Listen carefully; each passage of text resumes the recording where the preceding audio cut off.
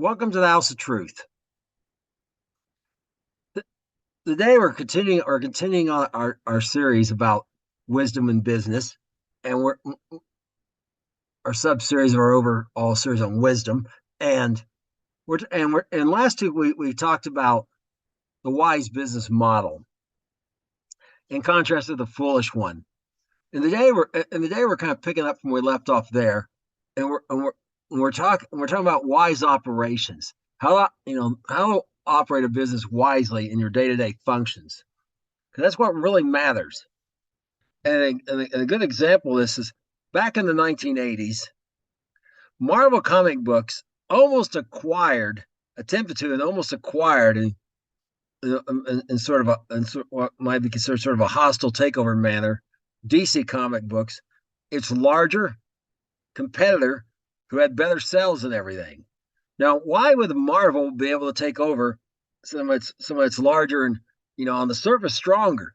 Because Marvel ran its day-to-day operations better than DC did, and so they may look strong on paper, but internally they were sometimes kind of a mess. The example that from other companies I've worked at might be they really had four people kind of working half time and kind of goofing off the other half to do a job two people who were focused on work could have done. And so they're paying for more higher labor costs they need, except not getting much done, and a lot of bureaucratic on the inside, a bunch of bureaucracy instead of focusing on actually getting things done for the business. Okay. And Marvel took care of those things much better. And because of that, they were almost able to acquire. In fact, even today, despite all the movie success, DC is still actually larger than Marvel. But nonetheless, they're almost able to acquire them. They probably would have if Warner Brothers hadn't stepped in and acquired them first.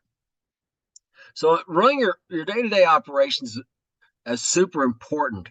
And it doesn't matter if you're talking about a business that you're doing for money, because we all have a business. People say mind your own business, whatever. We all have a business. It may or may not be a business for money. We have a business of like our home. The same principles apply to our home, to a congregation, a church, or any kind of organization, a club, anything like that you're thinking about, as well as a business. These same principles will apply, and really even down to your individual life. So we're gonna look at how to operate wisely. And we're going to begin here not with the words of Shlomo, Melech Shlomo, King Solomon, as we usually start, but we're actually going to go with the Psalm 15. And who shall abide in your tabernacle? Who shall dwell in your holy hill? He that walks uprightly and works righteousness and speaks the truth in his heart. He that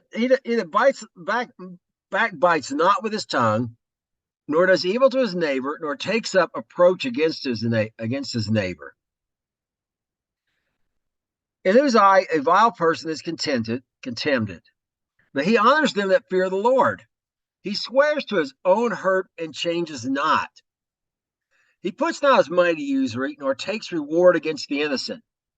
He does those things that shall never. He that does these things shall never be moved. Okay, so you want a thriving business that's stable. Tough times may come, but your business will outlast it. Okay, tough times don't last, but tough people do, as the saying goes. So this is telling you how to accomplish that. It's those same characteristics going to cause you to abide. Now, this tabernacle holy hill. It's not talking about the Temple Mount on earth, or the tabernacle at the time this was written. Like the tabernacle in Shiloh, which because in both those places, people in them weren't always upright.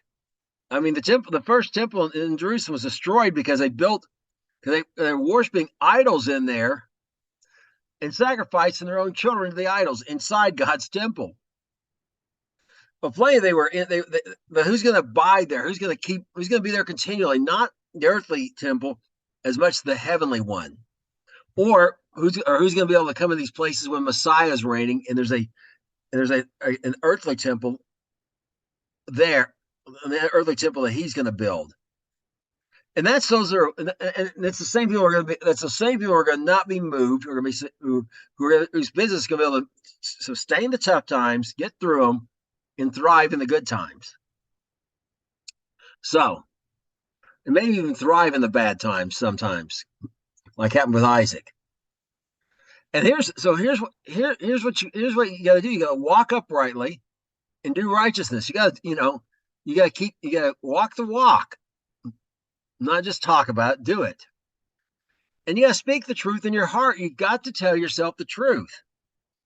The second most important book I ever read after the Bible is called Telling Yourself the Truth. Its title pretty much said it. Speaking the truth in your heart begins with telling yourself the truth. And it might be the truth might be you're handling your business badly and you may make a bunch of changes. And that might be, you may have to fire some people and hire some new ones, or you may have to, take a look in the mirror and say, that guy has been an idiot, and then take steps to correct that.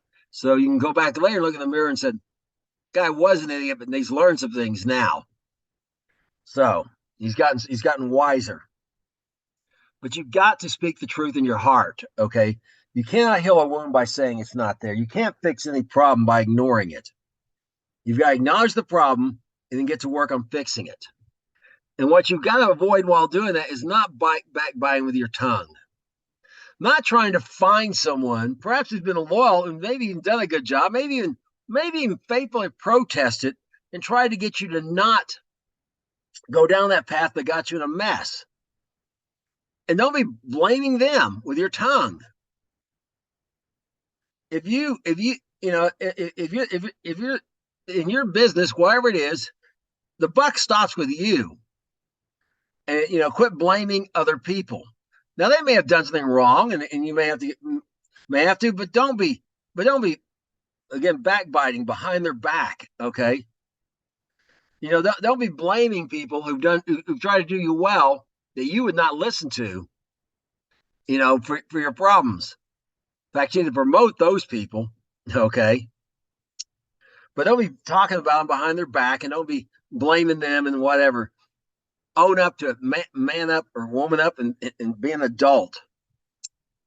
Okay, now, and you don't build up your business that's going to thrive by doing evil to other people. And you don't take reproach against your enemies, your neighbor. In the business, it's competitors. You don't talk bad about your competitors. That's not how you build up. You don't try to cheat. You don't try to cheat other people out of money and whatever. We'll talk about this in more detail as we move along. And you don't talk bad about your competitors. Instead, you want to focus on making your goods or services better, and talking about why your goods or services, why people should choose your goods or services over someone else's. But don't be talking about, company XYZ or whoever your competitor is, trying to tear them down all the time. Instead, focus on building up your business to make your services or products better. Now, if you do those things, the things that we just described not to do are vile people. And if you are walking uprightly, you're going to despise people like that. You're not going to want to be like them. You're contemned, despise, maybe, or just hold them in low esteem. Okay, it's the opposite of honoring them. You're not going to give them honor, and even if they're successful, you're not going to give them honor because they don't fear the Lord. inside your business, when you're operating it, you need to be the same way. You need to honor those that fear the Lord. Those that fear the Lord are going to do these upright things we're talking about and not do these other things. Because it doesn't matter, talent, talent. You should never promote people over ability over character. In particular, when you have an option, you got two people, because maybe someone may be a little more able, but their character's not good. One day they're going to turn on you. They're going to go to your competitors and talk bad about you, or maybe they know maybe some areas you need improving. If they go work for your competitor, they're gonna bring that to them and how they can get the upper hand on you. You need to focus on people with character first and foremost. Someone that fears the Lord. Now, this is the most important one out of this entire thing with respect to any business. You swear to your own hurt and you change not. A deal is a deal. You keep your deals, even if they turned out to be a bad deal. Even if they're costing, even you're losing money over them. You don't change your mind about keeping your deal. And you're not trying to make a way to you're not trying to find an excuse to not do what you promised to do, not to do what you said. There is a way to handle bad deals, according to Solomon. It's the right way, and we're going to look at that later. And there's, of course, an example of this, swearing our own hurt and changing not, of course, was Joshua with the Gibeonites. Even though they deceived him, he made several mistakes there, and we'll probably talk about those some more. Perhaps we go along. But once he found out the truth of Mary, some of the guys wanted to kill him, and he's like, no, we made a deal. And I did put him to work, hauling wood, chopping wood and hauling water to help with the Levites, taking care of the tabernacle at that time. But he did not go against his deal. And of course, Jephthah, Jephthah makes this oath to God. If he'll help him, he'll sacrifice first thing comes out of his house, and it comes out as his daughter.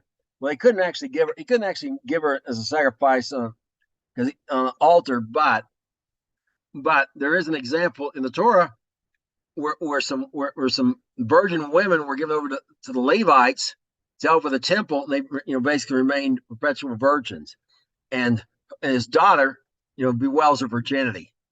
But even then, I mean, he's kind of hesitant about it. His daughter's like, no, Dad, you got to do what you said, huh? And of course, the ultimate one who swore to his own hurt and changed not was God himself, Yeshua. He promised to deliver us an outstretched arm, a mighty outstretched arm, and he did on the cross. I mean, it was painful, but he didn't change it. And even the garden, when there was no plan B, what did Messiah say? Not my will be done, but yours. And this is the key thing. All business are built on the deal. And you absolutely must keep your deals, even if they turn out to be bad deals. Even if it turns out you were deceived and you didn't, or there's information you didn't know, or you made a bad deal for a number of reasons we'll look at. You still have to keep them. Now, someone putting money to use. Now, as I say, loaning money for interest. It's talking about it's talking about in particular. You can loan interest to someone that was you can loan interest to someone that was a Gentile, or someone, or let's phrase that, someone that was not part of the congregation, more accurately. Okay, a stranger, a foreigner. But you couldn't loan interest to your own family members. whether it's your spiritual family or your physical family, and you were to give them loans, give them loans if they came to you. If they ask you at your power, you were to do it. You were to trust God that He would make sure you were taken care of. And you don't take reward against the innocents. You don't build your business up by taking advantage of innocent people. And there's all kinds of ways you can do that. I mean, it can be taking a bribe. It can also just be, these classes we've talked about before. The poor, people are disadvantaged now. They're poor. They're foreigners. They're fatherless. They're fatherless. They're widows. And people, and you don't take reward against them in the sense of paying them less than what you'd pay someone else who wasn't in those situations. So you want to pay people honestly and fairly, as we talked about that wise business model. You want to follow those rules of that wise business model we talked about. And then your business is not going to be moved. It's going to sustain through the hard times. It may even thrive in them, like Isaac when he planted in a season of famine and reaped 100-fold. Because the Lord brought it about. So that's really our foundation for wise operations. Now we're going to start getting into a little more details here. We're starting Proverbs 19:1. Better is the poor that walks in his integrity than he is perverse in his lips and is a fool. Okay. Notice, if you don't walk in your integrity, don't keep your deals, it's better that you keep your deals, and even if you lose money, your integrity should never be for sale. It's better that you go bankrupt than not keep your deals. Because people will trust you. They'll know that you may make a future deal with somebody later. Maybe figure out where you can do things better, make another deal with someone. And they'll have a reason to trust you because they'll see that even though it meant you were going bankrupt, you still kept your deals to the best of your ability. But it's fair to be that way, and even go bankrupt, than be someone's perverse in his lips. And once it's talking about in the context we're talking about here, it's how people trying to like maybe in their deals they make the document super large. Okay, they got fine print. They got all these little clauses in there. And they're really just trying to trip people up with all this extra wording. I mean, yeah, sometimes it's legalese are trying to protect themselves from other perverse people. But a lot of times it's they're trying to put a clause in there, look to there, finding a clause. So later they're giving themselves a loophole. So if they think the deal's not going well the way they thought it should, they got something in there where they can get out of it, or they can or maybe can provide less than what what was implied at the beginning of it in the plain print at the beginning of the contract, or somehow bring extra charges on you, and they're just not being a straight shooter with you. They're perverse in their lips, and the people who do that are a fool in the end. One thing, people kind of don't want to do business with them eventually, but also more important than that, they're going to stand before God one day. And he's going to hold them accountable for the fact they did not keep their deals. He swore to his own hurt and kept it, and he expects everyone else to do the same. So it's better that you end up poor than being on the wrong side with God in judgment. Now, in Proverbs 19, verse 22 through 23, we read some more about this aspect about how the importance of keeping your deal, because again, the deal is the core of all business. The cornerstone. Desire of a man is his kindness. A poor man is better than a liar. The fear of the Lord tends to the life, and he that has it shall abide satisfied. He shall not be visited with evil. Okay, now his kindness is referred to as God's kindness. Yeah, anyone who's not senseless should desire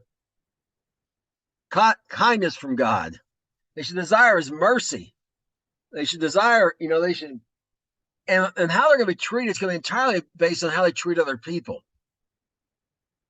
or largely based on but how they're going to be treated as they treated others. Hence Jesus says, do unto others you'd have them do unto you, because the reality is it's going to be done to you as you did unto others. For that reason, it's better to be a poor man than a liar, because a poor man, the man chose poverty over lying, did so because he feared the Lord, and it's going to bring him life. It's going to tend to life. God can restore him and bring him back. Job lost everything, and then God made him twice as rich, and also double the length of his life that he already lived. He already lived 70 years. They gave him, it may seem like it was over, but they gave him another 140 after that. Because the fear of the Lord, remember, is the cornerstone of all wisdom. The Torah, the commandments of the Torah are the foundation of wisdom, but really the cornerstone, that's the fear of the Lord. So, and those that have that fear are going to live satisfied. Even if they're poor, they're going to be satisfied, because the Bible, we're told, our contentment needs to be in Him, the Lord. Having food, clothing, and shelter, we're told to be content. Well, that can only happen if your contentment's in the Lord. If it's not in stuff, okay, and you'll be satisfied. And yeah, you may not have what you used to have as far as money and material things go, but you still have your life, and you're still going to bring life to other people, and you're still going to go to bed every night satisfied, because your satisfaction is not from people, it's from God. It's not from things, it's from God. And you went in a good place with God. And you're not going to be visited with evil. Now, evil is going to be visited upon this man that's a liar. Okay? All liars will have their place in the lake of fire, we're told in Revelation 21. In Revelation 21. They're going to be visited with evil, meaning trouble. Okay? They're going to have trouble in this life. He'll come back and bite them eventually. And, then when they die, they're going to have trouble in hell. When they're at the great white throne judgment, they're going to have trouble there, because their name's not going to be found in the Lamb's Book of Life. They're going to end up totally condemned for how they live their life. They're going to have trouble in eternity, in the lake of fire. So keep your deal, even if it brings you to poverty, even if it forces you to bankruptcy, and you lose everything, everything but the clothes on your back, so to speak. And you have to start completely over. And even if it occurs when you're old, like Job did, make your satisfaction in the Lord, not in your business.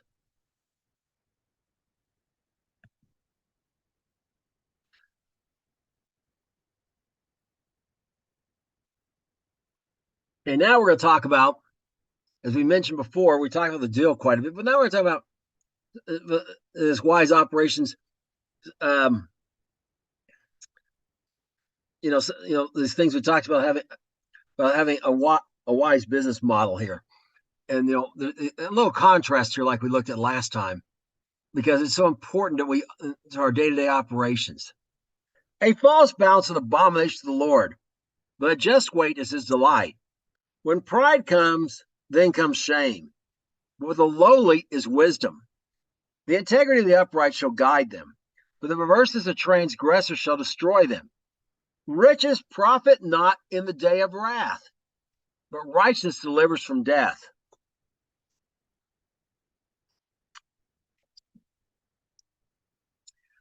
Yeah, we're those people follow that wrong model we talked about last time. first. We're going to start with them first. The ones following the foolish model, and part of that's having an unjust balance. A balance, they used to weigh things out, and you got and the fulcrums are the part in the middle, the balance sitting there. And people sometimes would rig it so they can move the fulcrum a little to the left or right, so that cause the balance itself to be off, not just the weights they were using, the measures. Okay, so and the whole point of that is they're trying to cheat people out of money in some manner, and but they're trying to provide less than what they agreed upon, and charge more than what they agreed upon. So it really comes down to. And you don't want to be like that. We want to do everything justly. We want to set standards and stick to them. We want to give people what we agreed to give them for the price we give them. The price we agreed to. And it goes back to that perverse thing I was talking about a moment ago. It's like the commandments of the rabbis. If you put all the commandments of the rabbis together and write them at normal size print, they're and you put them all together, it's twice the size of the Encyclopedia Britannica. As Yeshua said, too heavy to carry, literally. Most people cannot be strong to carry. If you put all those books on a board, on a big board, and lift that board up, okay? Literally too heavy to carry. The commandments in the Torah, there's about 600 of them. You write them all down, just write down the commandments. They'll fit in a pamphlet about the size of Common Sense by Thomas Paine you can carry in your pocket, okay? And so again, if you're doing things justly, you're going to write things simply, clearly, simply and clearly, and you're not going to, and you're not going to use any more words than necessary, okay? And there's going to be no vagueness, so there's no, it can be interpreted this way or that way, No, it's going to be very plain, like if someone commits murder, kill them, I mean, it's just very plain, right? The penalty's death, and that's it. I mean, there's no, there's no vagueness to it. And that's the way you want your contracts to be. That's not being perverse. Well, it's the same way with your deals. You want your deals to be clear, and you want to give people, you want to not charge them any more than what you agreed for, and not give them any less than what you agreed to give them for whatever you're being charged. And again, this applies to every area of your life as well, I could say. Now, when pride comes, pride will lead to shame. This word says the lowly means the humble. And remember, humble in the Bible sense usually means submitted to God, okay? You're submitted to doing his way. Well, when people act out of pride, it leads them to shame eventually. They end up not being able to deliver what they promised, and they're embarrassed and everything else. But when you act humbly and don't be promising things you can't deliver, that's wisdom. Now, the integrity of their upright is going to guide them. When they get in situations, their integrity, they get in a difficult situation, their integrity is going to tell them what to do. And it's kind of a rule of thumb. The right thing is often the hardest thing. Okay, that's often the right. The answer there is the hardest option is usually the right one. No, that's a good rule of thumb though. But their uprightness, their integrity is going to guide them. They're always going to be they're in mind protecting their integrity, not being found a liar, not lying, so they don't have to worry about being found a liar. And even erring on the side of caution. If there was a little fuzziness, perhaps a little room for interpretation, maybe even give a little bit more than what they thought they should have done, for maybe a little less than what they thought they had agreed to take, is better than the other way around. So they're going to know what to do because they're going to have because what's in their mind is, I got to keep my deal, and I cannot let it look like I don't keep my deals. But the reverse of the transgressors, which I just talked about making things so long and complicated, with the intention you always got some loophole to get out that's buried so deep that it's so much information that the other side can't possibly know it all, or they need an army of people just to read it to know it, huh? It'll destroy it because sometimes those same loopholes can come out against you, but it's not going to work out well for you in the long run. It will destroy you. And more than that, and you might look at someone and say, well, man, they got all this riches, but it's not going to help them in the day of wrath. And of course, a good example is the Babylonians. Babylon, even though its empire only lasts about 70 years, was probably the richest empire in world history. It was, world history. It certainly was at its time. At the time it occurred. But we looked at it a little while back when the Medes, when we talked about the Celtic pattern and how the ancestors of the Celts were in on the side of the Medes. The Persians would not take any kind of. They were out to destroy the Babylonians and would not take any kind of payment from them. Silver and gold did the Babylonians no good. The day of wrath came upon them and they were destroyed. And they certainly won't do any good against the day of wrath when God Almighty comes. He owns the universe. Really, what are you going to? He owns it all anyway. What are you going to give him that he didn't already own? He just decided to let you be in charge of it for a while.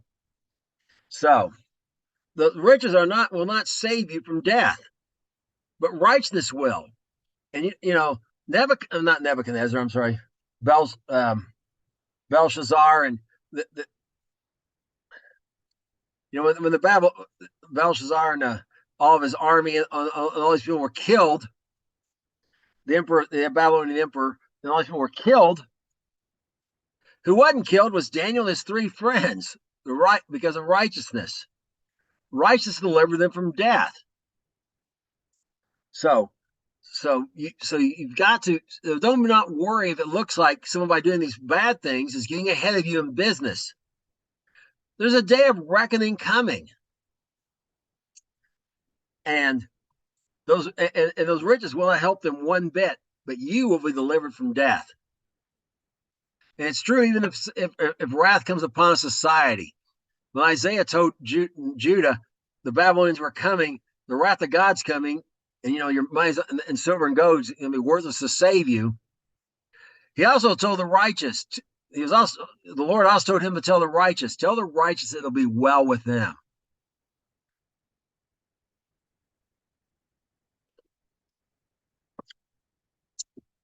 Now, in Proverbs 11, verse 11, verse 20 through 21, we read the following. For they have a froward heart, an abomination to the Lord. But such as are upright in their way are as the light.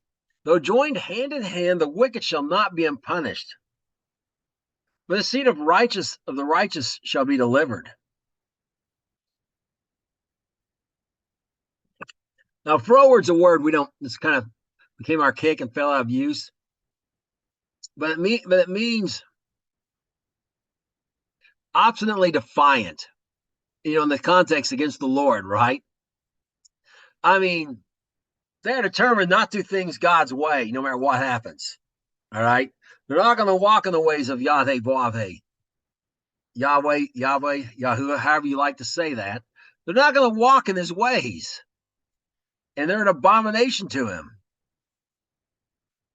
But those who are upright in their ways, they're walking his ways, are his delight. And it may look like they're getting it over on people. They may be joined hand in hand. The example of that is these people who want to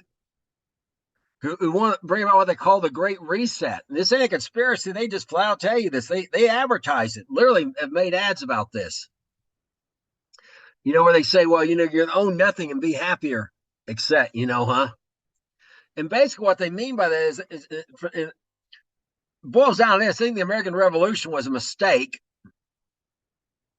The balance of power, you know, the the people have too much power. The elite do not have enough. It needs to be a great reset where a few elite own everything, and everyone else like serfs in medieval. Everyone else like serfs in medieval Europe, who are totally dependent upon the elite. And some rich and powerful people are joined together in this. They do not even hide. Have made it very public that they're joined in this initiative called the Great Reset. And they're joined hand in hand, and they're worried that, my gosh, what can we do?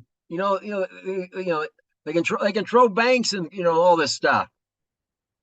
And part of their agenda is because they control banks, they try to get. This is why so many businesses you may have noticed have jumped on the gay Pride Month bandwagon, because if they don't, and they're indebted to these people, and they're living on, they're basically have done their business, run their day-to-day operations so badly, they're constantly living on credit, got this mindset that they're always going to have to borrow money, and these guys have the money they're borrowing from. Remember, the lenders that that those that go along with their agenda get lower interest rates. Maybe in some cases they may even loan them money for free or something, or make some sort of donation or whatever, depending on the case. And those who don't get charged a higher interest rate, or maybe even denied loans. And when business people have a business model, they're operating in a way where they got to borrow money all the time to stay afloat. They've now been enslaved by these people. And people think, well, everyone might as well just bow down to them like Nebuchadnezzar when he says, "Bow down to my image," or you're going to be thrown in the fiery furnace. But it doesn't matter who they're joined hand in hand with. The whole world was against God, except for 8 people in the day of Noah, and they all perished. They were joined hand in hand against God and his anointed. And the only righteous man on earth, Noah, they did not go unpunished, but his seed was delivered. His seed has populated the whole earth since then. There is no counsel against the Lord, as we saw last week. There is no plans against the Lord. There's no conspiracy or even open plan like we're talking about that's going to work. He raises up who he wants to bring about his own will and brings him down, just like he did Pharaoh. He raised up Pharaoh into that position because he knew Pharaoh was full of pride. He knew when he told him, "Let my people go," Pharaoh's pride would respond even at the end. And he said he raised him up so he could bring him down so the whole of the world would hear about, and the whole world did. Anthropologists have found people way off, 5, 6, 7,000 miles away, who heard of this, in their oral history. Those people, the Egyptians were destroyed. So don't you worry about them. You do what's right in God's eyes. He'll take care of you. Now in Proverbs 13, verse 5 through 6, we read this: a righteous man hates lying, for the wicked man is loathsome and comes to shame. Righteousness that keeps him as upright in the way, but wickedness overthrows the sinner. Okay, remember, a righteous man hates lying. He's going to keep his deal, and he expects other people to do it so. But his wicked man's loathsome, and particularly in the eyes of God, he's going to come to shame. Remember, Daniel says there's a resurrection in Daniel. I believe it's Daniel 12. There's a resurrection for all of us, some to everlasting life and some to everlasting shame. Because that wicked man, some are spent in a resurrected body in the new heaven and new earth with God in the new Jerusalem, and others are going to spend in the lake of fire in shame. Righteousness will keep you in the way. It will preserve you through the tough times. But the sinner is going to be overthrown by his own wickedness. and that's never going to change. So the wise operations is to do those things that are right by other people and not be trying to find ways to cheat people out of money and accept. And most importantly, to walk in your integrity, even if it costs you money, even if it causes you to lose business and maybe even bankrupt your business. Now, here's another characteristics about those who about those who are about practicing wise operations, and it's about the focus of the operations. Okay, as righteousness tends to life, so either pursues evil, pursues it to his own death. The in your business, you want something that's helping people, make people's lives better. Okay, you don't, and it's going to bring life to you and other people. You don't want to be pursuing evil because the end result is death. The soul that sins shall die. You know, we're told the way we're told in I believe it's Ezekiel. The wages of sin is death. We're told in Romans. Okay, you don't be pursuing evil. That's like hiring a hitman to kill yourself, to kill you. Okay, you don't want to be doing this.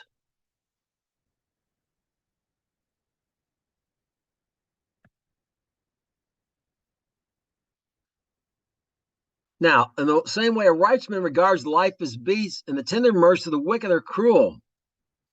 Okay, now in the context of when Solomon's writing here, he's talking about like an ox, okay? And an ox, an ox. Let's say he's raising crops. And he has an ox, and an ox pulls the plow. The ox is integral to his means of production. Even though it's an animal, not a person, he's going to regard its life and take care of it. And that's wise operations. Take care of your people, take care of your equipment, etc. And yeah, and an ox might need some prying once in a while. That's the ox goad's for. We'll stick a little point on it so you poke the ox to get it moving when it's stopping. It shouldn't, and there's also the goat, the goats, the pricks. When Yeshua met show the Apostle Paul on the road to Damascus, he said it's hard to kick against the pricks. What is he talking about? The ox. If you had an ox that kicked backwards at the guy, you put a big stick behind him going across there, and wrapped it in thorns. And the ox might kick at you once or twice. Now the goal is not to punish the ox, and whatever the goal is for the ox to learn to kick backwards at you, right? But you're not trying to kill the beast. But think about the foolishness of the wicked here. Their tender mercies are cruel. You know, the ox kicks at them, and you know, and they get out their sword and kill the ox, or they get that goad, and not just poke it, they stab it to kill it. They stab it to cause it injury and everything, and they're destroying their own means of production. And if they treat that way their animal, they're not going to treat people any better either. Okay, they're not taking care of their stuff. They're not taking care of their people. Because and it's a foolish way to operate a business. And in Proverbs 29:7, we read this: the righteous consider the cause of the poor, but the wicked regards not to know it. Okay, now the righteous, this is often what motivates a lot of. But times I've read lots of autobiographies or whatever of people in business who basically grew up poor with nothing and got in business and whatever and became successful. And a common thread was the reason they got in business, having a big house and all that stuff was a side benefit. They got in business to take care of other people in some regard. They wanted money to take care of some problem they saw. And a good example that's Andrew Carnegie. He grew up poor, didn't have a lot of opportunity for education. He made no bones about that. On his tombstone, here's what he had written: "Here lies a man that's managed to surround himself with people that were smarter than him." Because he didn't have much education, he knew it. What I did have was a talent for connecting people and connecting with people and those kind of things, sort of soft skills. He was a kind of a master at. But what did he do with all of his money? He built libraries all over the U.S. Particularly the South, American South. There's Carnegie libraries. There's Carnegie Hall, for a music venue, so to promote the arts.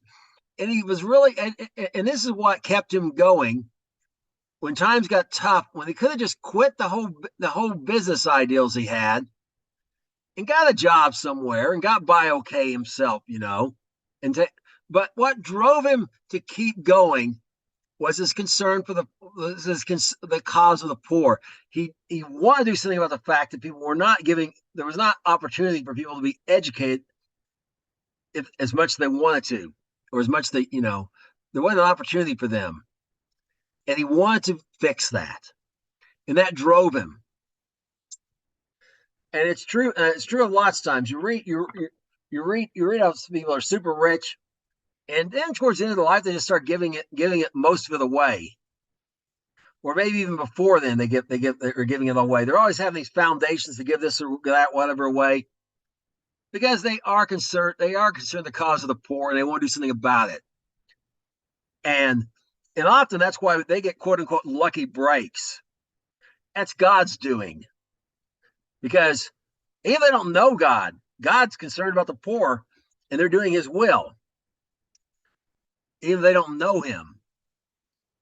So they're righteous, at least in that respect. But the righteous, that wise operations are going to press on and not settle and not stop and look for a solution when things get tough because of their concern for the poor. And if they're really righteous, they understand the word of God. They understand that He that gives to the poor loans to God, and God will repay. He that gives to the poor will never lack. So they get concerned, but the wicked don't want to know it. I mean, they don't even want to hear about someone else's problems.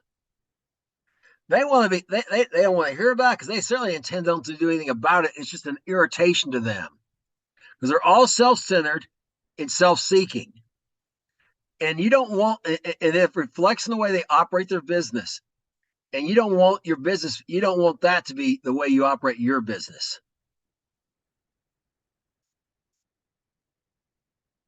Now,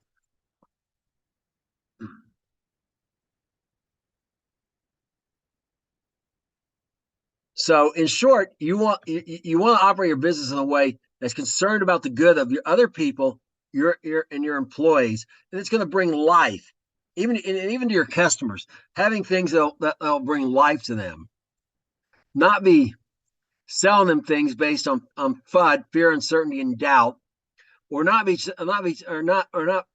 trying to create demand for your product by basically doing what a lot of advertisement really does.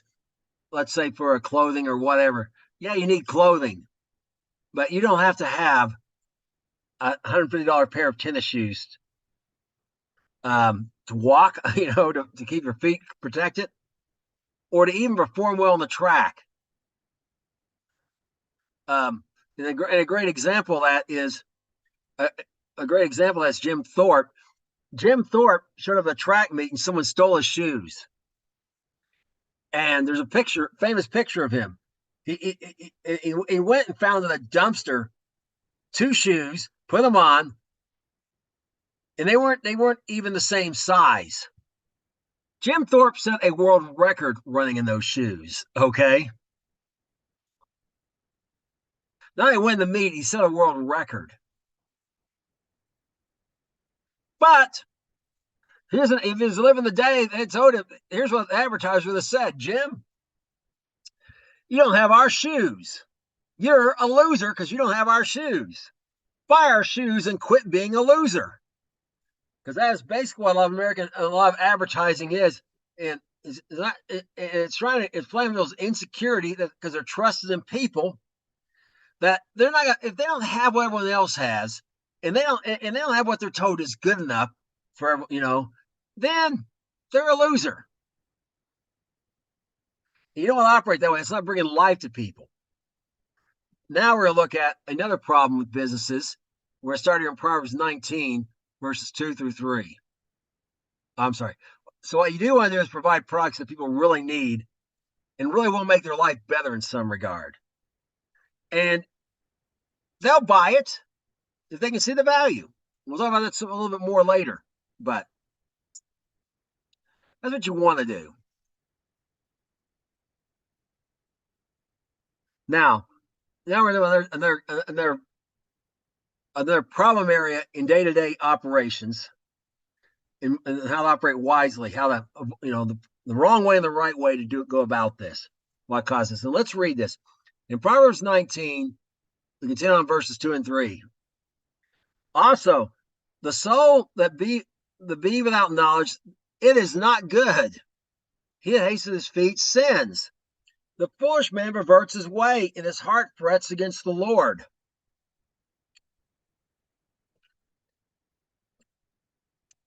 Okay, it's not good when you're in business. You don't really know your business.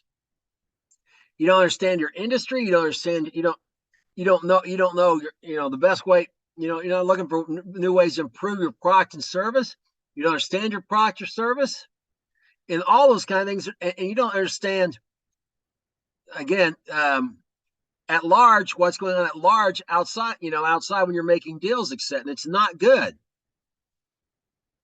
And when you do that and you combine with being hasty, which you talked about last week about the wise operating model, the wise business model, you don't want to be hasty because when you're hasty, it causes your feet to sin. And remember Joshua, some of him with the Gibeonites early, they were hasty to make this treaty with them. The Gibeonites deceived them. They were quite clever about it. But what it doesn't say in the story is they consulted the Lord. They were hasty to make a treaty with these people. And they sinned because the Lord had said to destroy them. And then they couldn't destroy them because of that. We talked because they had to keep their deal. And so when you're and often people are hasty because they don't have knowledge. And they don't take the time to learn the knowledge, okay? Instead, they just want to make a deal, make it quick, or do whatever quickly. Impatience. Haste makes waste, as Ben Franklin said. And you got to avoid that being too hasty about anything. In particular, when you don't have knowledge. And this foolishness of man, from being in that situation, will pervert his way. It'll cause him to do something he wouldn't have otherwise done. It'll cause him to get into a bad deal. And it can lead to his heart fretting against the Lord. His heart, where he's like, well, God called me in this business. Why is everything going so bad? Except, And basically blaming God for their own foolish decisions, for the results of them. And but notice how it begins with not having knowledge. And Solomon tells us how to solve that. It's kind of a no-brainer, as people say. Proverbs 23, verse 12. Apply your heart in instruction and your ears to the words of knowledge. So don't be hasty. Get knowledge first, and stay up in your business. And notice two aspects of this. One's doing. Apply your heart to instruction. What's instruction? Somebody else telling you what to do and how to do it. Whether it be God and His Word or someone else. And you may find that you need to hire a consultant to give you some advice, and you got to do what the consultant tells you. Or you may go to someone else who's in that business, perhaps in another area, or perhaps they do the same kind of thing somewhere else, and you've got to listen. You got to apply your ears to the words of knowledge. You got to shut up and listen to other people, and you've got to be out there seeking knowledge. Okay, if you're wise, whatever business is, or even about business in general, you're going to be reading books on it and listening to podcasts, and those kind of things. Okay, you're gonna surround yourself with that, so you really understand your business, and that's going to keep you from being hasty and getting to that point and then blaming God because you were not operating out of knowledge. So you operate your business wisely. You've got to know your business, not just about your product or service you're making, but also about the industry at large and where you're in your customer base. Okay, who you're interacting with, who you're interacting with. They failed in all those things with Joshua was talking about earlier. And in Proverbs 29, verse 20, we read this warning from Solomon. See a man that's hasting his words. There's more hope for a fool than of him. Don't be too quick to talk. My grandmother used to say, think before you talk. Good advice, which we was just talking about. Also, God gave you two ears and one mouth for a reason. Yes, people in general like to talk about themselves and stuff. And, and as they satire in The Incredibles, but somewhat true, one of the techniques of the superheroes when they got in trouble was to get the bad guy monologuing about himself, right?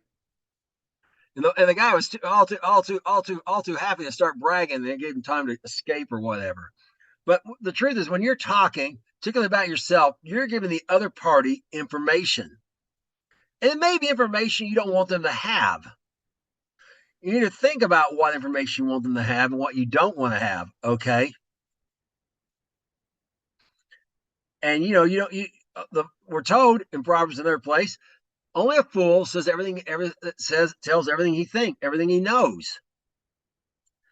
You don't want to be too quick to give information. You want to think about what information you give.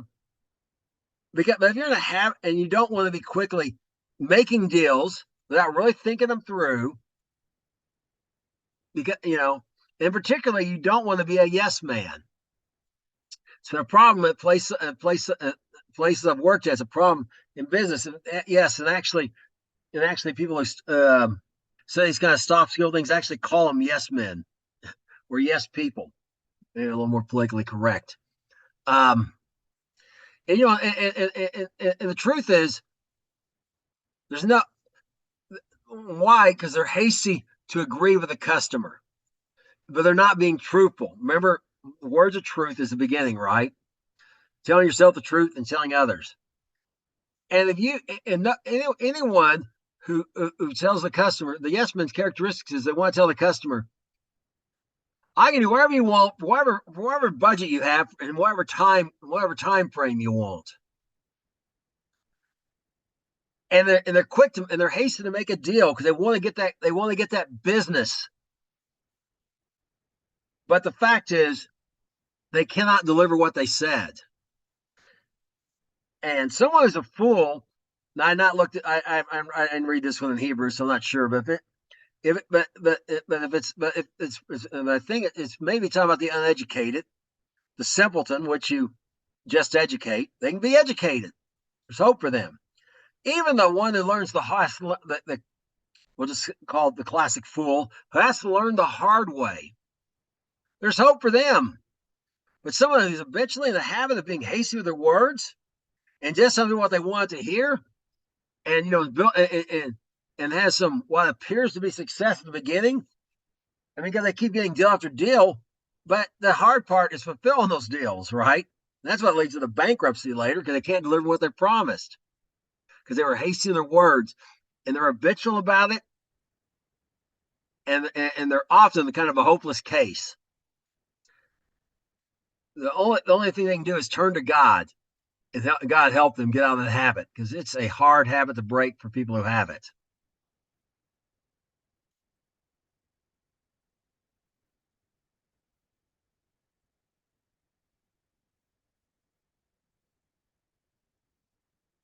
Okay,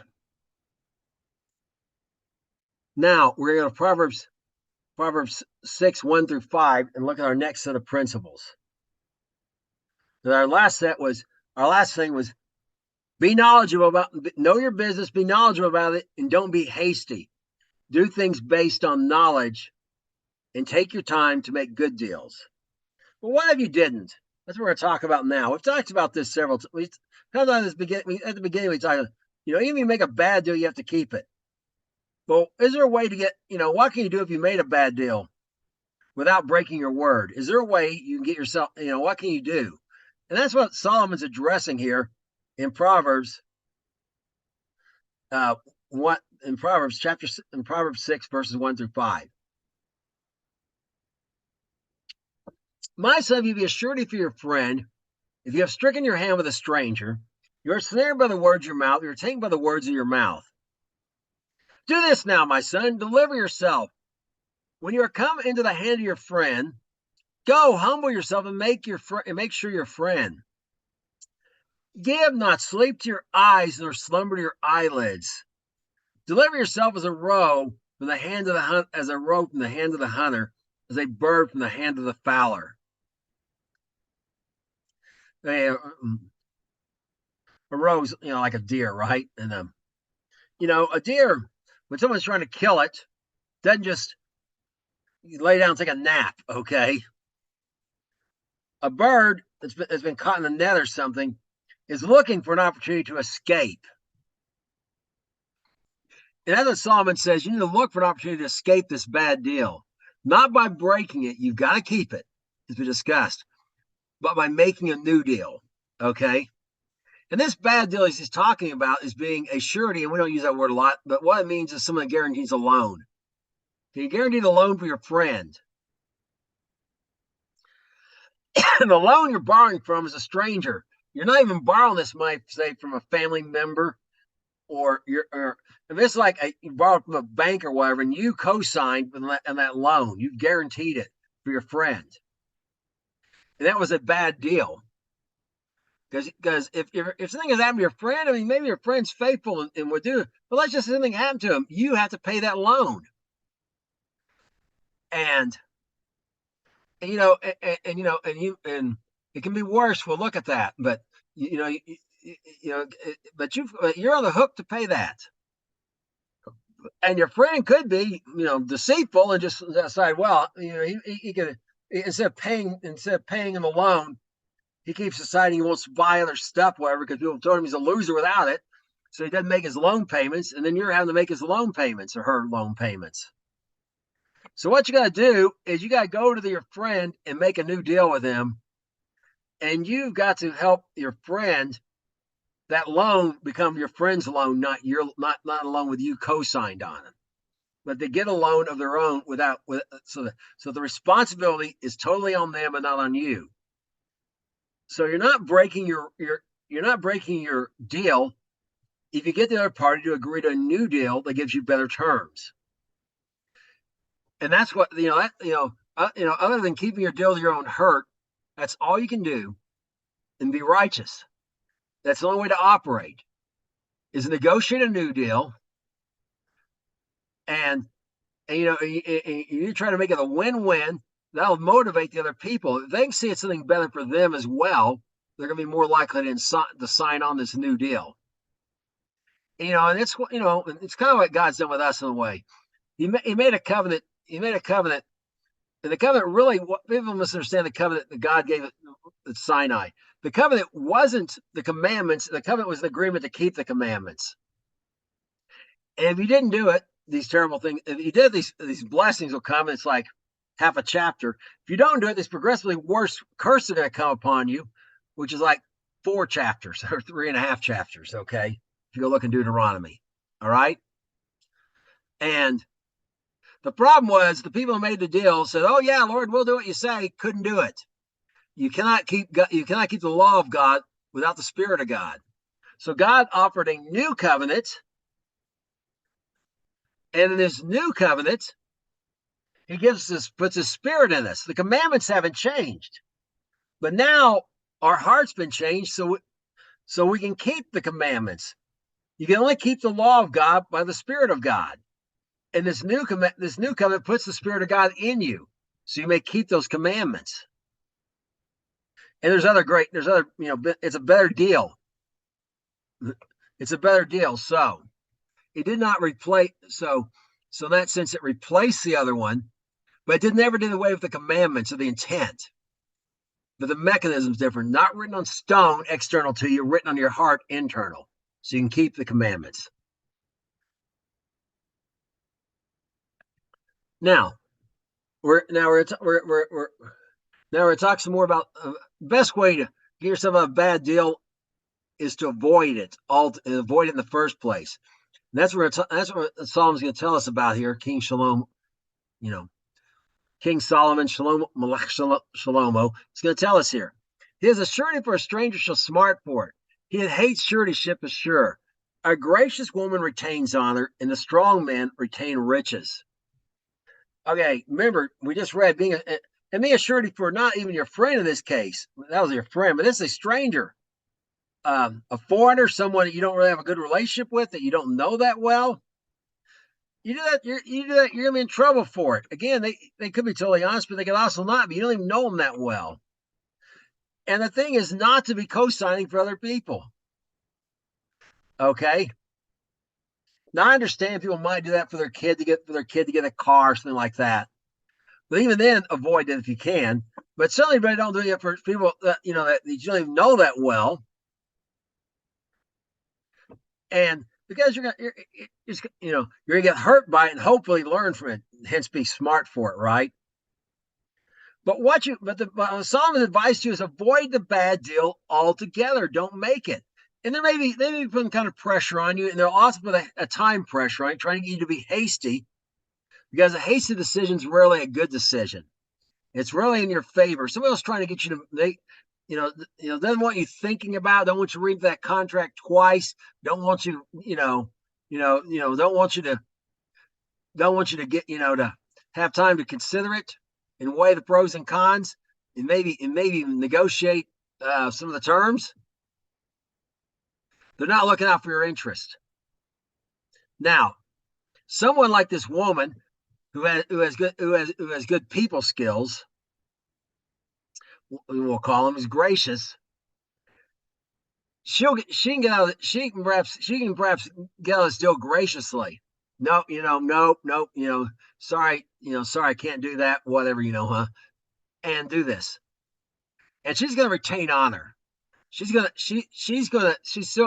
gonna come out of it, not taking the deal, but not people thinking bad, not people being mad at her over it or whatever as much, right? They're just gonna be like, darn, I couldn't get her to do it, or whatever, huh? But some people don't have the skills, or some people won't let you use it. Even the gracious person, the other person has to let them be gracious to them, right? And you may have to just be tactless, completely blunt, and or maybe you don't have any other skills, but you still have to do it. You gotta be tough with them, strong, because that's how you're gonna retain your riches, by not getting in a bad deal to start with.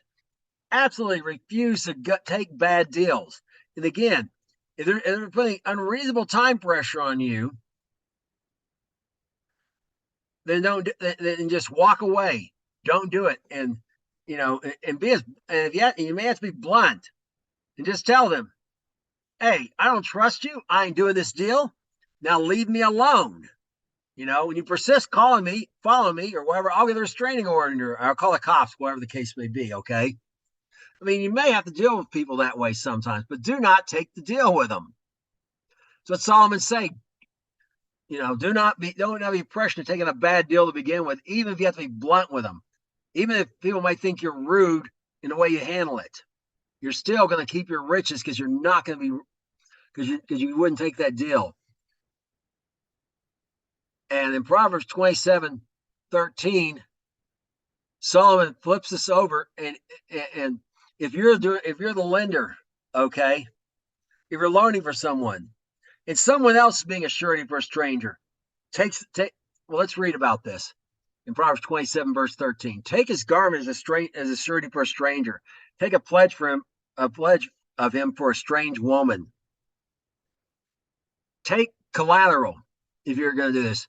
Either have him hand you something of value. So if the stranger doesn't pay, then they don't, and they don't pay because they were guaranteeing something they couldn't guarantee. They have incentive. They have incentive to make the one the one to fight with the one they loaned the money to make them pay. And if they can't get them to, they have incentive to pay themselves. And you know you may have something, or maybe a pledge, and you may have something in there. And like, let's say someone had two homes. They had a house and they had a vacation home somewhere. And you know you're writing your deal. If this loan is not paid back, except right whatever, huh? You know, under these terms, conditions, or whatever, you know, you're going to get, you know, that house is going to become ours. And bonds people often do this. People are on bond. They take collateral of someone's car or something like that when they put bond for them, okay? Because they got to pay back the bondsman, right? So you've got so you've got if you're if you so you if you're going to give loans, take it people you don't know, get some collateral, or at least where it's something you physically got a possession of theirs, or a pledge, something that's in a contract, you only take possession of something of theirs, so they're motivated to pay you back.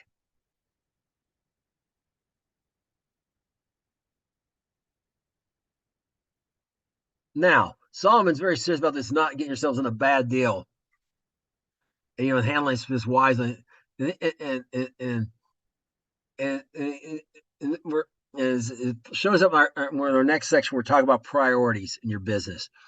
And in Proverbs 12:9, we read this: he that is despised and as a servant is better than he that honors himself and lacks bread. Okay, despised, not honored by others. And why is he not honored? Well, in the context we just read, because he had to be blunt, he had to protect himself, to retain the riches. He had to demand collateral. He had to act wisely. And people do not like it when you act wisely. And they may be back there, the backbiting and all that stuff we talked about earlier. Okay. You know, and they may be out there, but you still have your business, has a servant, has an employee. Okay. He's better than the guy who took that deal. And maybe he talks about and telling people what it tells himself, man, I'm such a great guy. I took care. Those people were in trouble. I took care of him and stuff, and I lost everything, and he doesn't even have food to eat. You know, huh? No, your priority is not to be honor yourself, or getting honor from other people. It's taking care of your business and operating your business wisely, even if people don't like you for doing it. Okay, that's to be your priority. Now let's look at another priority here. In Proverbs 14:4, we read the following: where no oxen are, the crib is clean, but much increases by the strength of the ox.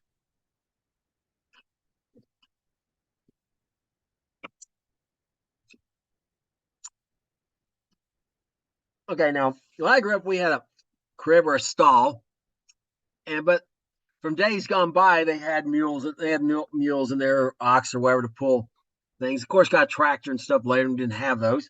And those things were really clean, you know. And so we'd play in them, and maybe even sometimes we'd spend the night in the barn, maybe even sleep in one or something. But it had been an ox in there with ox poop everywhere. Well, first of all, the ox been there at night, but they wouldn't have been clean. But the ox is what? The means of production, right? And our priority's got to be not having things look nice and pretty in all that stuff, but taking care of the means of production first. Now, some businesses, yeah, you may have a showroom or whatever that's you need to try to keep that thing nice and clean, everything. But often you go in the ones that are successful, go to the back office, it's kind of a mess sometimes. Because in people when they're spending time for on what's productive, they can't be spending their time on keeping things nice and pretty. They might be able to spend some time, but they can't spend a lot of time on it. And I was a consultant for many years, uh, worked a number of places. And when I got somewhere new in something I needed help with, I might have several team members or whatever, or maybe people around me. And who I looked for often, I don't know anybody very well yet, right? But one of the things I looked for and proved to be pretty successful is I looked around, I looked for the person with the messy desk. The person with a messy desk has a messy desk often. So once in a great while, it's because of laziness, but most of the time, it's because of busyness. And they're the ones who really understand the business and understand what they're doing because the strength, because they are doing the work. The people are spending half their time cleaning their cube or whatever their desk and making everything look all nice and putting aren't really that's time they could be spending on working on the business. Now, I'm not saying you don't need to keep your things clean as you could. You have an ox stall or a horse stall, or whatever. You have to clean that thing. You have to muck it, right? But you can never keep it clean as long as you have the ox and the horse.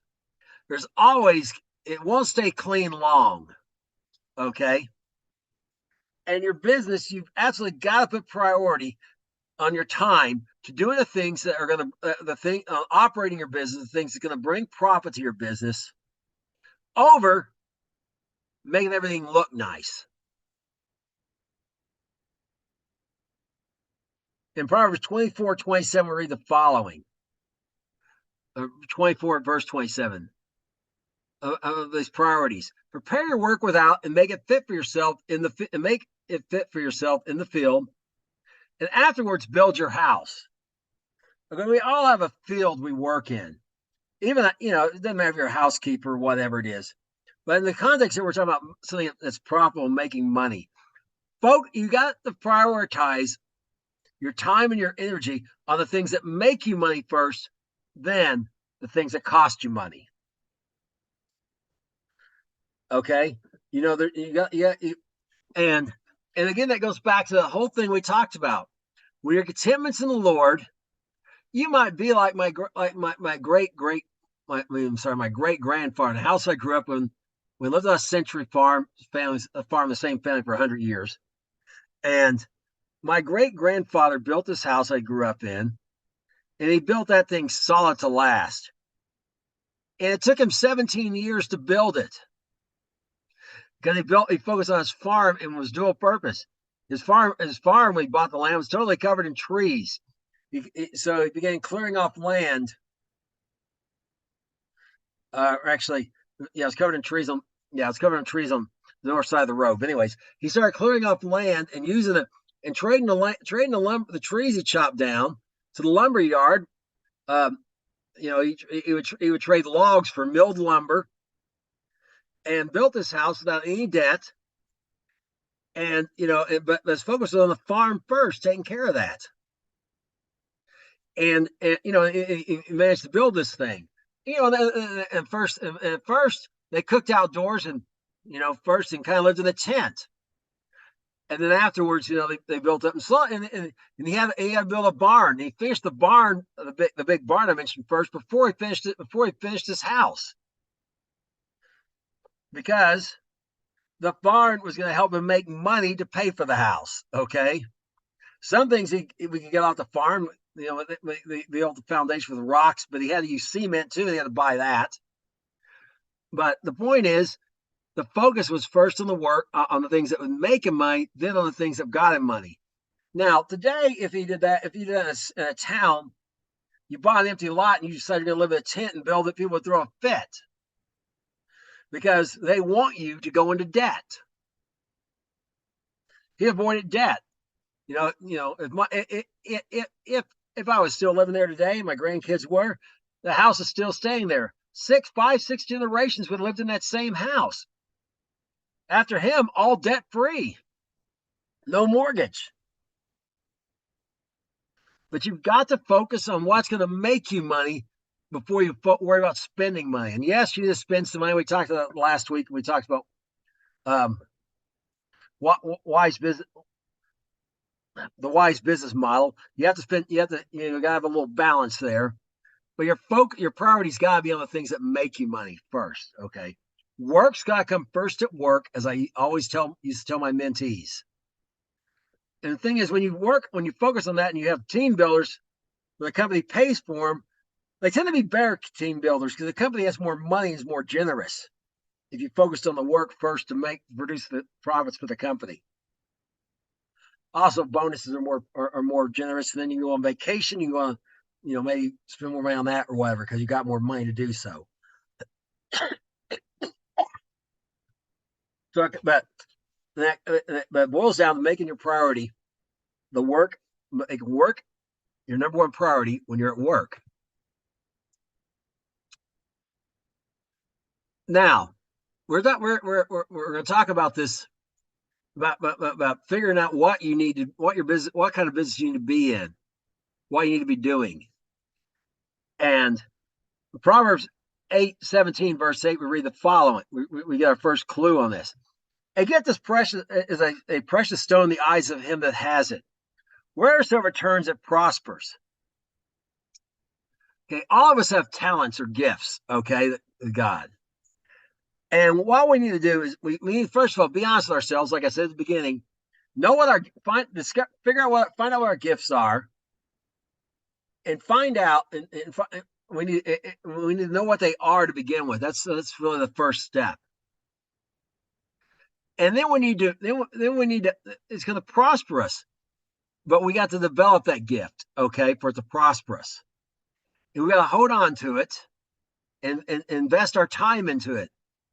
As I was just talking about, the things that's going to make us money. And most of the people have more than one gift. Some people have a lot of them. And sometimes they develop a lot of them, but they can only really focus on one at a time. And we're going to talk about how to distinguish which one to work on, in a moment here. But first thing you got to do is recognize what your gifts are and focus on developing them. And here's why. In Proverbs 18:16, we read this: a man's gift makes room for him and brings him before great men. Yeah, the fact is, when you have something other people need, a skill or provide a service through a skill maybe, or a product, and they really need it. It doesn't matter if they like you or not. They're going to make room for you. They may not know you. You may be their last resort. You may be their only option. If you're the only ones to develop the gift that they need to that point. And they're going to make room for you. Where I work at currently, this literally happened. I went on an interview there. They asked me if I thought outside the box, and I was like, no, I think outside. I take the box apart and make something else out of it. And all this stuff. And then they got to there and said, well, are you available, weekends? And I said, no, I keep the Sabbath.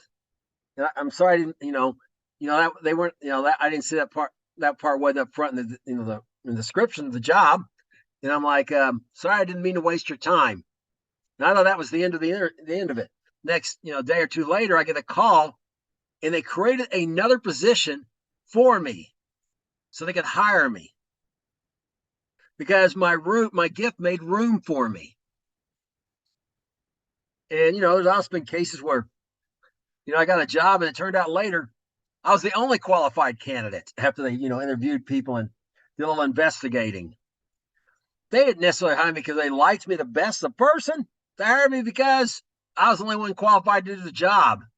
Why? Because I spent my time developing my gifts. And like when I was in college, for learn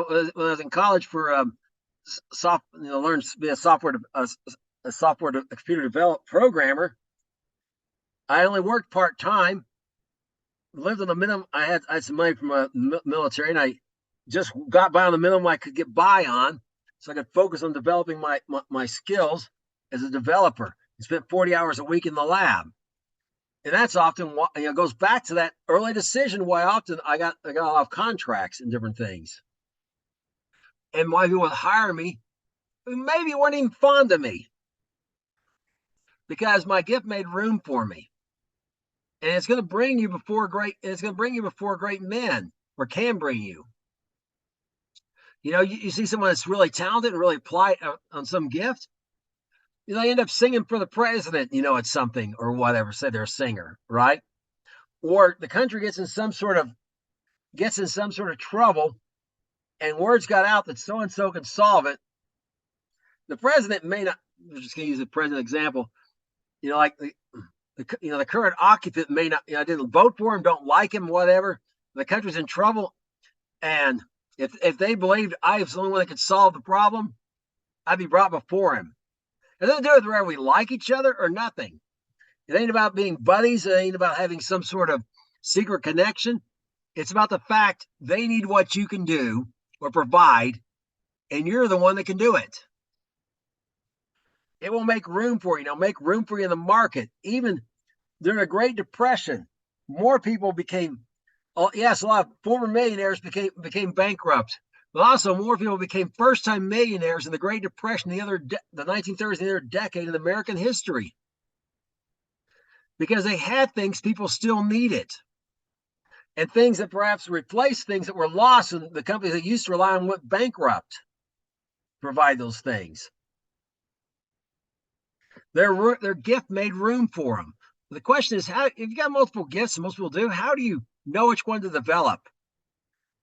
And here's where Proverbs 27, verse 7 comes in. A full soul loathes a honeycomb, but the hungry, every bitter thing is sweet. I mean, most of us have been there. You've eaten something. I mean, you're stuffed. And then maybe someone comes along with your favorite dessert in the world, and you just are not interested.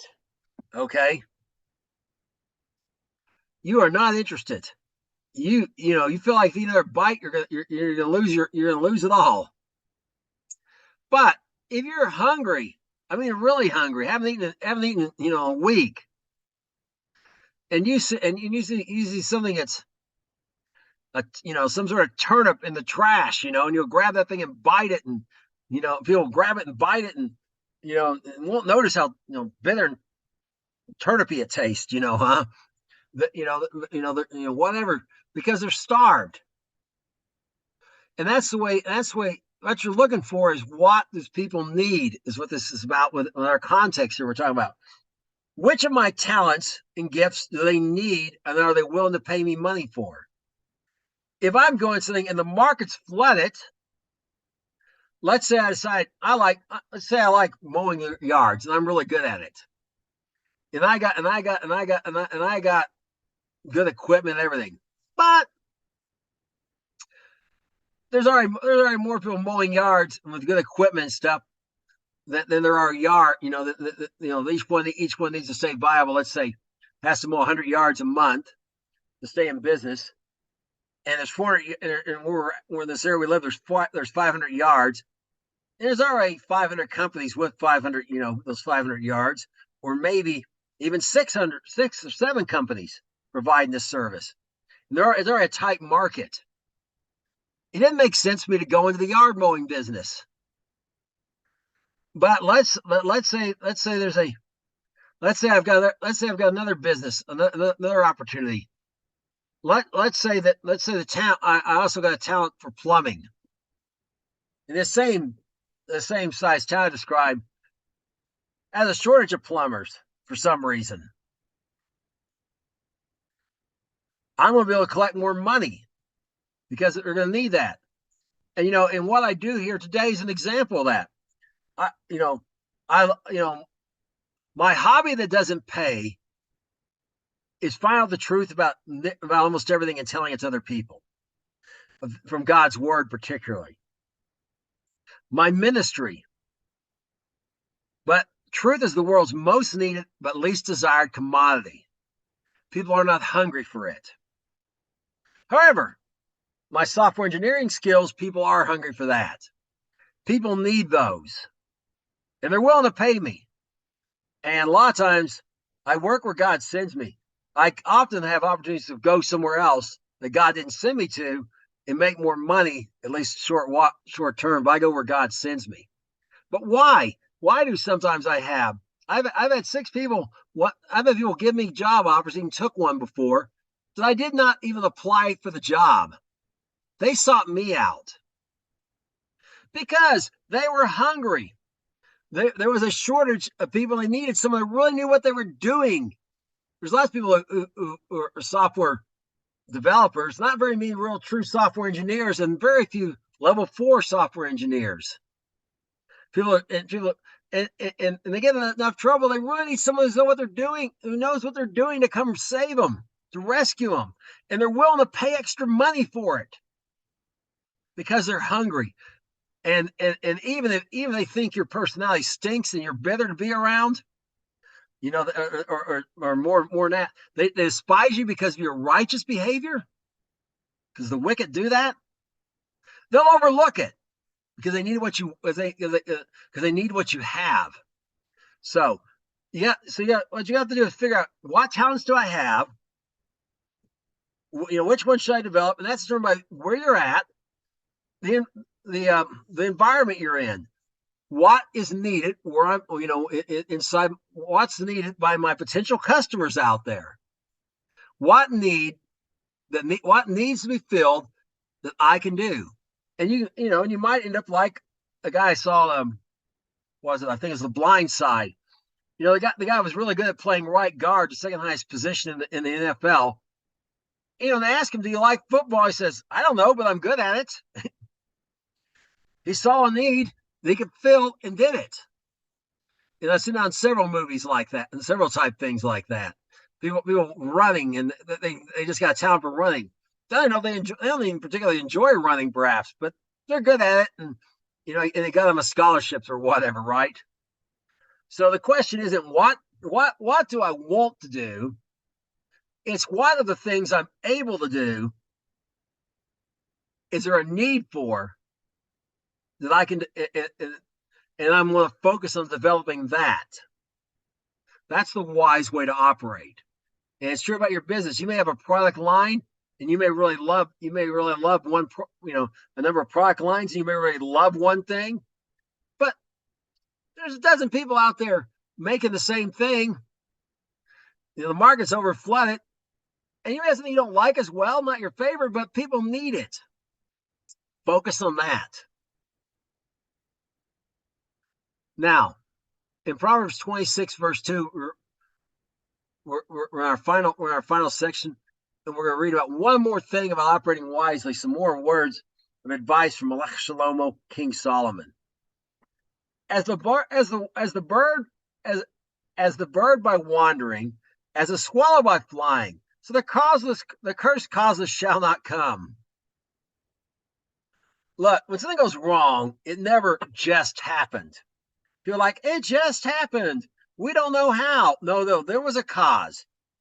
It's like, well,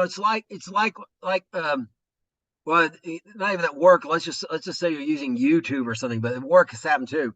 You use something every day for 2 years, then one Monday you come in, it doesn't work anymore. And maybe there's a lot of interconnected pieces, like there often is, where you got a network and so on and so forth. It didn't just happen. Somebody changed something somewhere, as I'm always explaining to people at work. And there's a cause, and you have to do some what's called root cause analysis to find out. And often involves the 5 whys. It's not 5 particular whys, but often you got to ask yourself. Say someone, they tell you that, and you say, "Why did you do that?" And they tell you, and then you got to go to the next person, why, and eventually get down to the bottom, because often a lot of things are interconnected. The people at the bottom, who caused the root cause, perhaps it's something foolish, didn't test it at all or whatever, didn't notify anybody, just went there and changed something with no knowledge of how it would affect other people, and often not caring. But it didn't just happen. And in your business, when something goes wrong, it didn't just happen. Either most of the time, it's someone did something foolish. Sometimes it's someone did something wicked, something contrary to what says not being honest and stuff we talked about. And once in a great while, it's something outside control that you perhaps need to figure out a way to protect yourself against in the future. But it did not just happen for no reason. There's a reason. You need to find out what it is when something goes wrong and fix it. Try to fix it, doesn't occur again. And that's what Solomon tells him here in Proverbs 27, verses 11 to 12. My son, be wise and make my heart glad, that I may answer him that approaches me. A prudent man foresees the evil and hides himself, but the simple pass on and are punished. Okay, that cause came. Let's just say, and maybe it came because you weren't looking ahead. Let's say, example, back to our crop farmer example, okay? And you've been growing a particular variety of corn, and there's been a high demand for it in another country.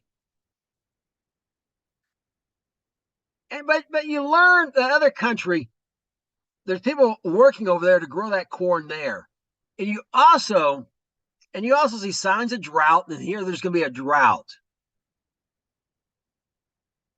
And they're, in the part of the year, it's going to affect your corn crop. Now, if you're simple and uneducated, aren't keeping knowledge of your business, including in your industry and the atmosphere and your customer base, etc., you're just going to keep on growing corn. And then you're going to have it, and you're going to find out you don't have very much of it. And because the other guys started growing their own, you can't even get much price for what you do have. And you're going to be punished. So to avoid this cause of pain later, what you need to do is look ahead and plan. And maybe you say, well, they love pumpkin pie over there. They love pumpkin stuff. And the pumpkin crop comes in, harvest is much later than the corn crop, and the drought's supposed to be over. So I'm going to not use that field for corn this year. I'm going to grow pumpkins instead. And maybe if there's time, you might even be able to grow potatoes before the pumpkins, depending on the situation. Sometimes you can do that and get two crops out of a field because one's planting one's harvesting occurs for the other one's planting. I'm not sure that's true with pumpkins. It might be in some places. But anyway, but pumpkins come much later, and the drought's supposed to be over. It's projected to be over, etc. And there's maybe there's a demand for pumpkins, in November and around that time frame. And perhaps this country we've been exporting to really have caught on there. So you avoid the problem to begin with. So there's always a cause to a problem. And if you're wise, if you're prudent, you're keeping up on things, you're keeping knowledgeable and focused on your business, you can see it ahead, you can see ahead to it and avoid it. But some things are not foreseeable, and that's what we're going to end with here. In Ecclesiastes 10, verses 8 and 9. He that digs a pit shall fall into it. Whosoever breaks a hedge, a serpent shall bite him. Whosoever removes stones will be hurt therewith. He that cleaves wood will be endangered thereby. I mean, some things happen, and a lot of times these things happen because either a lack of knowledge or foolishness on behalf of your employers or your employees. But these are all kind of unpredictable events, okay? Someone's breaking the hedge, someone's sitting there, maybe they're trying to clear some brush, and there's a snake in there and it bites them, right? Workplace accidents happen. It can be because of a lack of knowledge, or it can be because of foolishness, or it could be something you don't, not like he's thinking a pit was going to fall into it. Well, it could be like a sinkhole situation where he's digging along, he didn't realize where he's digging, there used to be water under there, now it's a big hollow place. And the earth just gives in under him. Lack of knowledge, right? It could be something maybe not that easy to discern. And so one thing you got to do is someone would be advising you to do is buy some insurance. Recognize, seeing ahead, knowing the unpredictable is going to happen eventually. So you need to buy some. You need to have some insurance. Now, if you have enough wealth, stack up. You can self-insure. Put a bunch of money aside so when something happens, you can recover from it. In America, you're responsible for your workers work, and you need to get workman comp insurance. Okay, because a lot of jobs they can cause a problem, particularly these physical type jobs it's talking about here. Okay, if you're in construction, there's a little bit of chance of people try to have a good safety record, and that's the other thing is but stuff happens. But nonetheless, what you really want to do is again, the curse did not causeless come. All right, we know there's now poison, there's venomous snakes in those bushes, that area. Find a way to maybe scare the snake. Try to do something like make a policy where we take some sticks and beat around there and try to scare the snakes out before we try to make sure there's no snakes there before we break the hedge, whatever the case is. Okay, but try to make policies and and try to hire employees that will follow them for safety, so you don't have safety incidences. Particularly in some sort of thing like construction thing, there's always a danger it'll happen. Okay, and there's a danger in anything. I mean, it may not be physical like in this description, but there's always some sort of hazard to your business that may not workplace hazard that's going to cause physical harm to someone, but there's still something that might happen that you may not have the knowledge of, may not have a way of knowing. Sometimes you don't know what you don't know. And so you better have some insurance to take care of it in some shape, form, or fashion. In particular, you need to buy actual insurance for like unless you have enough, unless you're really rich and have money where you self-insure. Insurance on your house, on your vehicles, on your building you're in, on your employees, on workman comp, etc. So that's the last thing you need to do to operate your business wisely. That's all I have for this week. Until next week, shalom.